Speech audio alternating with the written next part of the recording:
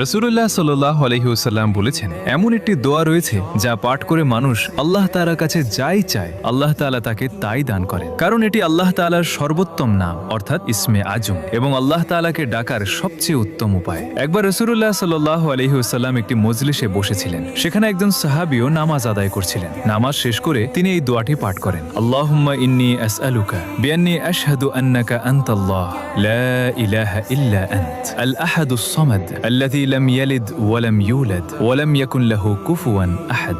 রাসূলুল্লাহ সাল্লাল্লাহু আলাইহি ওয়াসাল্লাম এই দোয়াটি শুনলেন এবং সেই সাহাবীর দিকে ফিরে বললেন, তুমি কি জানো তুমি আল্লাহর যেসব নাম ধরে ডেকেছো তা আল্লাহ তাআলার কাছে কতটা প্রিয়? তিনি আরো বলেন, যে কোনো মানুষ এই দোয়াটি পাঠ করবে এবং এটি পাঠ করার পর তার দ্বীনি বা দুনিয়াবি যে কোনো মনের আশা বা ইচ্ছা আল্লাহর কাছে পেশ করবে, আল্লাহ তাআলা তার সেই ইচ্ছা বা দোয়া ফিরিয়ে দেবেন না। কারণ এটি আল্লাহ তাআলার অত্যন্ত মর্যাদাপূর্ণ ও মহান বাণী।